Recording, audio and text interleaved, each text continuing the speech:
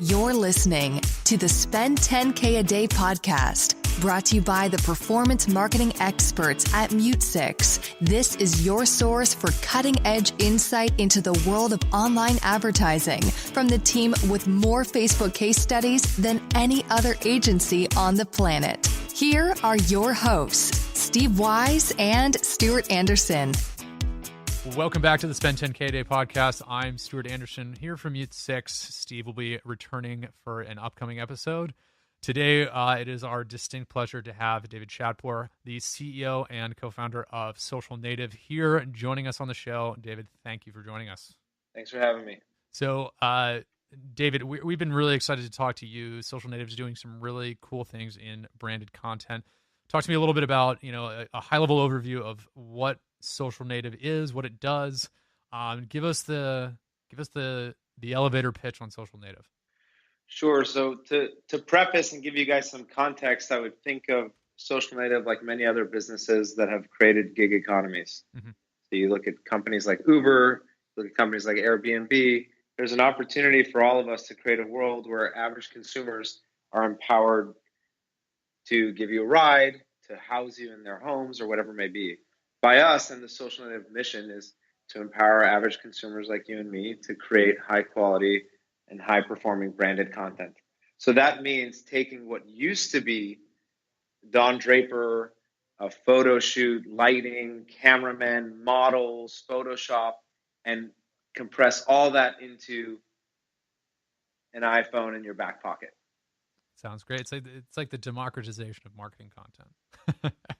100%, it completely is. And I think the beauty of democratizing different ecosystems, in our case being branded content, is the byproduct. It's not just faster and cheaper, but it's actually better. It's performing better for brands. So when brands are taking those assets and reusing them, it's engaging people on a one-to-one level, which is the whole purpose of advertising in the first place. You want to get out there and touch people and speak to them and relate to them. So that ability to activate your customers themselves to create content that's going to resonate has become this whole new world of opportunity for brands. Yeah, it's something we see a lot on the ad side. We're constructing campaigns and testing out what works. Occasionally you're going to have something that's like a super polished video that, might appeal to people. But a lot of time what really, I think, drives results, especially more cost-effective results, is things like, user-generated content, stuff that looks, to borrow kind of, your company's name, something that looks socially native, something that looks native to a social feed. That stuff really, really resonates because it allows people to learn about a product without making them feel like they're being sold to. So I definitely fully understand kind of what you guys are doing. I'd be interested. I think the first question I have is, how do you see most brands that use your platform use the content that they're getting, from these consumers? Is it more for, organic social content? Are they putting this out on, traditional platforms? Are they reusing it in advertisements? How are most of the brands using your content? So when we first started out, the concept was to reuse these assets across social channels. That would be paid and owned. And the logic was very simple. Why do you go to social channels in the first place? You go there to see content made by your friends and family. That content it's not high production content. It's UGC made on someone's phone. And so brands wanted to ride that wave, and we empowered them to do that. And that was the beginning, where it was, hey, I need creative to go on my assets on a daily basis. I want creative to be different on Facebook and Instagram and all that kind of stuff. And that was the beginning. But it's taken a life of its own, well beyond anything I would have initially anticipated. So what happened was brands, this is a real story, a top 5 automotive company puts an asset made by Social Native on their Instagram feed. Someone at the company sees that creative and says, hey, that's really good creative. We should put that in our print ad. And before we knew it, Social Native content was living in a 2-page print ad in the Wall Street Journal. Now we're starting to see our creative living on billboards. And I think some of the things that have me most excited, one of our clients, Polaroid, is actually using the creative on the packaging itself.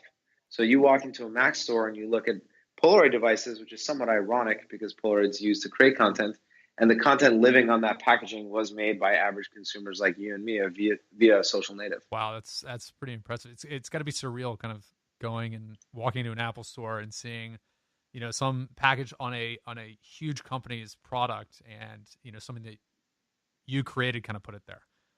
It's very cool. So I think tying it back to to digital, where Mute Six focuses a lot. Um, what kind of brands? You just mentioned automotive. You mentioned Polaroid. What types of brands are really seeing a lot of success using this kind of content? Is it larger brands? Is it smaller brands? Are you is this something that kind of ties the market together? Is it something that kind of companies at every stage of the market can utilize well? Yes, there's no discrimination in terms of company size by us. Vertical specific CPG, retail, fashion, beauty, auto, these happen to be categories that are very successful, namely because they're very visual. So it's a lot easier to go out there and create images, short form video, stop motion around consumer packaged goods, which most folks have a Coca-Cola in their fridge or a Chiquita banana on their counter. And so that's really like been the vast majority of what we do. But can you collaborate with B2B companies like Intel and other folks in that genre? For sure. And Intel is an example of one of our existing clients. But for the most part, it really has a lot to do with what are those things that are sitting in the back pocket of average consumers that they already love, and that advocacy is what we're empowering. So think of it this way: you are wearing a pair of shoes right now. Let's say they're Nikes. There's no reason why Nike wouldn't want to activate you to create some great content for them. And if that creative is actually going to perform better in their Facebook ad than the creative they're spending a lot of money to create in-house or wherever, it almost becomes a no-brainer. Yeah, no, it makes sense. And to get an idea of, again, usage, I'm sure you've probably worked with some of your, especially larger advertisers with bigger budgets, to get an idea of how this content fits into their overall budget. Have you got any insight at all into how much real estate within that budget this sort of content is getting? Is it 10-20%, or is this something that these brands are mostly keeping pretty guarded? There's definitely an evolution, and every brand is different. So some brands are more innovative and are trying to find new ways to create and spread the word. Others are still antiquated in the way they think of these things. I would try to compare this to the early YouTube days. When YouTube first came out, it was almost a joke. It was like, I'm not gonna put my brand on a kid farting the national anthem on YouTube. Like you can't put pre-roll before that type of thing. But now YouTube has become this line item that even during Super Bowl, people are fighting to get on the homepage of. So the same logic and history is happening here, where in the beginning, this concept of going out and getting your consumers to create content that you could one day reuse on your website or in an ad or wherever seemed too foreign, and folks are slowly adopting, and now it's almost becoming a line item for them all. I will tell you, the general tone of what I hear in the market is a vast majority of the budget's going to that flagship content, so that TV spot, right? And that's the way they've been doing it for a long time. And they are slowly buying more and more into this concept of UGC, and the proof is in the Super Bowl. So you've got this big Super Bowl spot coming out. Kraft has a pretty large campaign where they're getting their customers to go out and create content, and then using that to fuel the Super Bowl spot. We're going to see more and more of that as time goes on, where there's going to be a convergence almost of these big tentpole assets that historically have been the big bread and butter to bringing UGC into that genre. When and how much and how long is still yet to be determined. Yeah, that makes sense. I mean, it fits into, for our campaigns, we deal with a lot of clients that have existing brand awareness, some who are brand new, and even some whose products are really brand new to the market. People don't even know that stuff is available out there. And where UGC has fit in most successfully for us is a lot of that mid-funnel content, things like testimonials, things like people, unboxing something or demonstrating how something works. Especially when it's not just like a professionally done one. It was, as you said, somebody who is being activated, somebody who's an existing customer creating that content.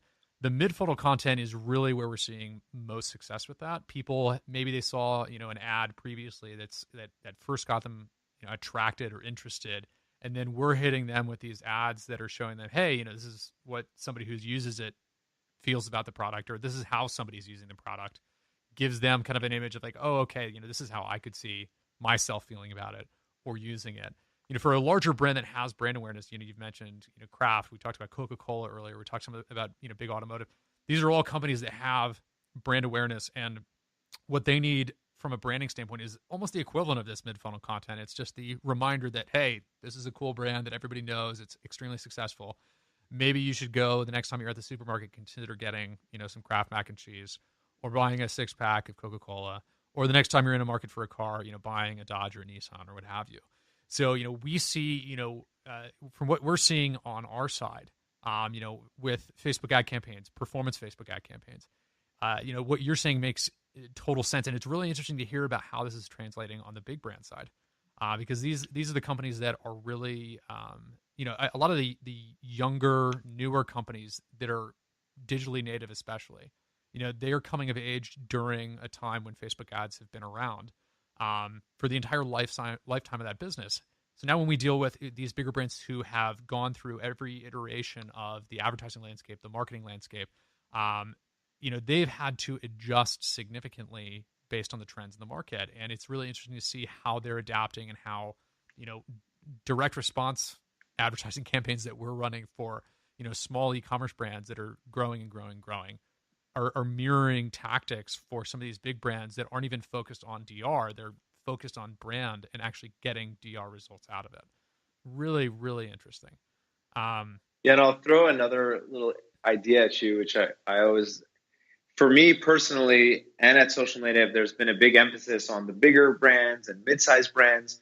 But I'll tell you a personal story with my wife, who started a new business called wolfandcub.co, which is just this baby teething necklace company. And it was an idea she had. And she had that entrepreneurial spirit. But we unlocked Social Native to create content for this new business of hers. So every asset that she's ever created in her company's history is all UGC made by customers. She's never done a photo shoot. She's never hired an outside third party, and she doesn't create any content in-house. It's all content made by customers. That's this like the new digital era, the new Facebook ad world, where you're from day one, you go to that website, you go to her Facebook page, you look at her ad campaigns, it all looks and feels like it was made by moms, which is a bit of her tagline, right? Made by moms for moms. But it really is made by moms, not just the product and her, but even all the content of that brand is made by fellow moms. That's really interesting. It's a very effective tactic for that market too. Really effective. So what kind of content are they mostly producing? Is it a lot of testimonial content? Is it people kind of talking about the product in general? What content is she finding most effective? So it's across the board for pretty much all the brands. Our platform is based on a credits model. So you'll come in and you'll buy a certain amount of credits, and then you'll go out and create different types of assets depending on your wants and needs. Those assets could be images. Those images could be lifestyle or overlay or anything the brand desires. Then there's the video section, which you can do testimonials, you can do stop motion, things like that. And then you've got folks who, especially on the performance side on Facebook, who have really got into adding motion to images. So there you'd either have folks go out and create images and then add motion to it, or you'd provide images and have our marketplace add motion to that. So it's across the gamut.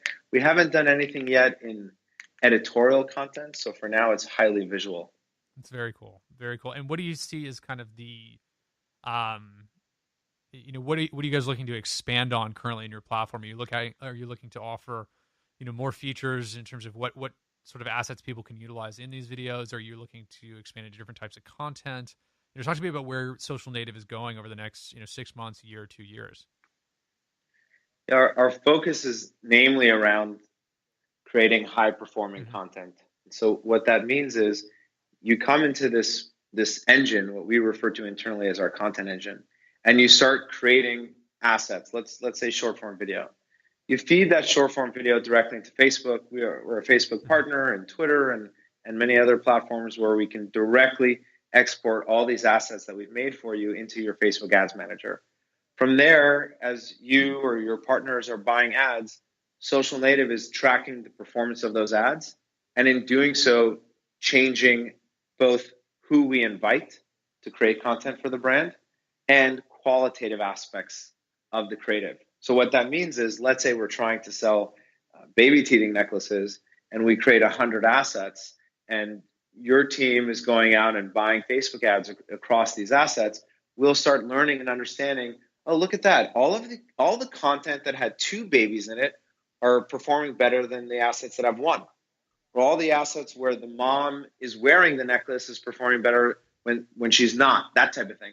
And those are qualitative aspects of creative that today people aren't diving into and then actually changing creative almost in real time over the course of a few hours and changing their ad buying model. So for us, we gave you 100, we studied the 20 best performers, we changed the creative brief, we made 100 new assets, we feed those new assets to your Facebook ad campaign, and now we're monitoring the conversions from there. Does that make sense? Yeah, absolutely. And it's great that you can actually measure for conversions as well. You can measure via ads, because a lot of the stuff that I've seen when I talk to content creators or, influencer marketing platforms, things like that, things that are tangentially related to what you guys do, but not the same thing. A lot of the time they're like, yeah, you can measure based on click-through rate or, some things that I just, they're useful metrics. But when you're doing performance marketing like we do, it's not what we're really looking at. We'd rather have a low click-through rate, high conversion rate, high return on ad spend. So it's great that you can actually track conversions. And I'm really interested to hear a little bit more about, what you were talking about qualitative measurement of creative. You mentioned the example of 2 babies versus 1 baby being, better in these creative assets. Is there the ability yet to like auto optimize? How is that data framed? Is it done by tagging specific videos in certain ways? Is it something that the video does it self-analyze? Talk to me a little bit about how that works. Yeah, so there's a few data points. The first data point is who created the assets and how does that influence things? And we have found redundancies there where, for example, creative made by a certain demographic is performing better than creative made by others. So that in and of itself is really interesting, right? So for example, creative made by moms may be performing better than creative made by dads. Maybe we should be inviting more moms to create content for the brand. And then on top of that, you start looking at the qualitative aspects of creative. That has everything to do with some of these new technologies like image recognition technology. So for us, when we push our content through this image recognition technology, we are learning things like the simple things like we mentioned, of whether it has 2 babies or a hand and a foot or whatever those things are, but also different aspects of lighting and colors and so on. And that changes the brief. So what happens is when you find redundancies and conversions based on qualitative aspects, you want to emphasize those aspects in the new brief. Now, I'll give you a real world example that can help shed some light on this. We have a massive direct response advertiser who spends about $50 to $100 million a year on Facebook ads. We created about 100 assets for them that they ran Facebook ads against. And we learned that the creative that had a hand in it was performing better than when there was the whole individual's body or no body at all. So imagine just a product shot or someone holding the product, for whatever reason, was not converting as well as just a hand holding that product. And so we changed our entire brief. We went out and we asked people to create content just holding the product and take a snap an image holding that product in their hand. And then we got a little creative and said things like, well, let's have people wear nail polish and let's test and see how that does. And as a result, the brand earned a 22% increase in conversions. When you're spending $50 million a year on Facebook and you can increase your conversions by that number, that is beyond massive. Yeah, that's a big number. there's a for us, it's like, oh, there is a science here of removing the subjectivity from creative and adding some science around performance. Yeah, that sort of result is massive. I can tell you, and this speaks to the value of what you guys do. There's a lot of factors obviously that go into driving high, just like high performance on Facebook, which is what we focus on here. Obviously you need to have somebody who knows the platform, the mechanics of it, what buttons to push, what levers to pull at the right time. You need to know somebody who can write good ad copy. You need to know somebody who really understands, pain points and, needs, wants, desires. But really, when people ask our leading campaign managers or our CEO or me or whoever, what the biggest drivers of, differing results are, in Facebook and Instagram ads, we always tell them it's like creative really, really does drive the difference. It's why we've invested so much in a creative team here. And what you're talking about, the subtle differences between two different types of creative, something that you might look at and say, there's really no major difference to me. It really is a science, and you have to test it. And having these capabilities directly within your platform is really great. But we've burned through a lot of time here. I don't want to keep you for too long. David, I'd love to ask, just before I give you a chance to kind of just pitch Social Native again, tell me, if you had to give, a couple main takeaways for, advertisers looking to really make good use of UGC content on Facebook, on Instagram, anywhere on social, what would those main takeaways be? Yeah, so the way to wrap your mind around creative today, or at least the way that I see folks doing it, is they are taking a highly subjective approach. I like this. I don't like that. This is on brand. That's off brand. And I get it. I'm with you. We work with some of the largest advertisers in the world. They have a lot of rules. I understand them. But the key time and time again to performance has always been giving people creative freedom, and they will surprise you. They will blow you away. And if we use Polaroid as an example, you can tell the audience base, create content of my product, right? And it has to be like this, and you have to hold it like that, and the lighting has to be like this. Or you can empower people and say, create content about why you love our products, and they will blow you away. We had a challenge here internally where we had an oil company that said they wanted women to create content around their product, changing the oil in their cars. And it was a friend of mine who works at this brand, and I honestly thought it was a prank. I thought he was messing with me, but he wasn't. It was a real deal, and we didn't have any ideas. We, like the brainstorm on the brief, but the whole pitch on my end was, we're not the ones to come up with this idea, and neither are you. Let's empower your customers to come up with their own ideas. And this one young lady created some content of her car. The hood was open. She was changing the oil. It was a great asset, but nothing wild. But the caption read, "I just pay my mechanic to take photos of me. Girl power." And it was phenomenal. It was absolutely phenomenal. The brand fell in love with it and put a massive amount of media dollars behind it, and it performed astronomically better than their internal benchmarks.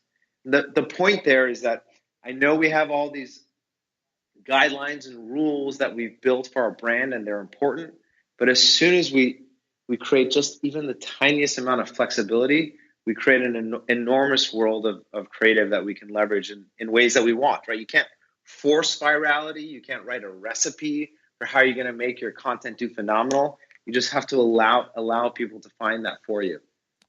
I love that. Yeah, it's a great takeaway. Certainly something we agree with here at Mute 6. So now, David, I want to give you the chance in two parts to kind of pitch Social Native. If you are a consumer looking to create some great content for brands that you love, what should you do to get involved on the Social Native platform?